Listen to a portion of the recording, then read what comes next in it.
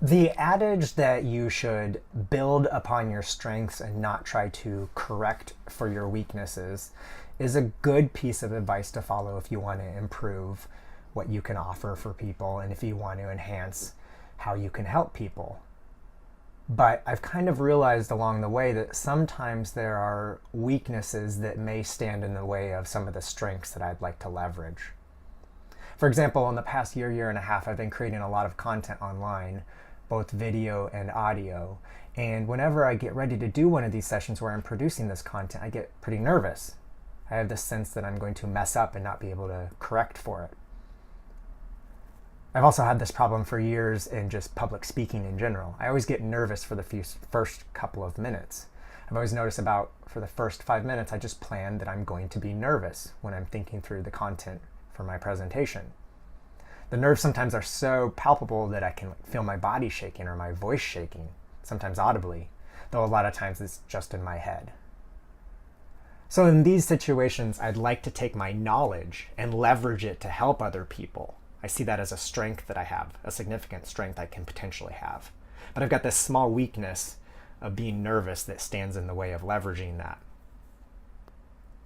So instead of just avoiding weaknesses, right, I could just give up. I could say, you know what, I'm nervous, so I won't speak as much, I won't produce as much video online. I'll try and find something else that doesn't have a weakness standing in my way.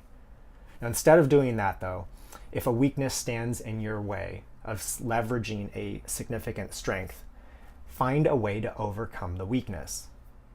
Now, one technique that really helps and that leverages your strength even more is to find a way to overcome the weakness such that you enhance your strength in the process. So don't just tackle the weakness directly. Instead, find a way to enhance your strength in the process. For example, I know that at the first 5 minutes of speaking to a crowd, I'm going to be nervous. So I've found stories that I can tell from my personal life, things that I can relate to, things where I'm not going to fear forgetting something that's important, where I can talk through the story at a high level or in depth, whatever is right for the particular moment, and not get nervous along the way, or not add to the nerves anyways.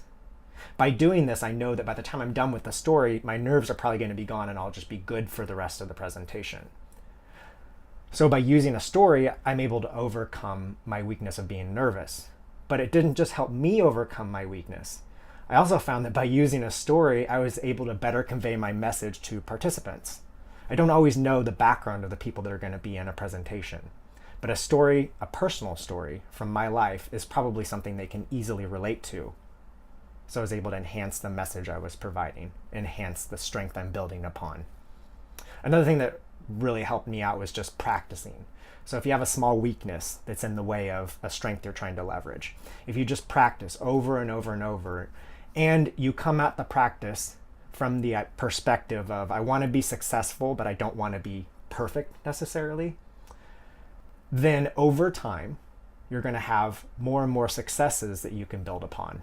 Now, initially, you're just going to be able to consciously look back at those successes and say, you know what am I so worried about? For example, being nervous. Well, that doesn't always help with being nervous. You can't just say, you know what, you've been successful before speaking by putting yourself in front of people, so you shouldn't be worried so much.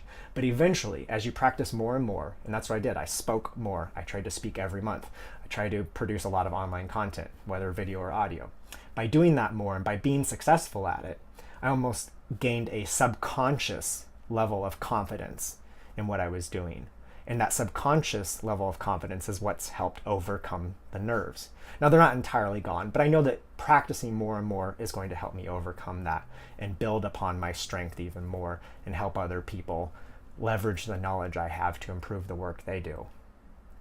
So just to wrap it up, if a weakness stands in the way of one of your significant strengths, find a way to overcome it.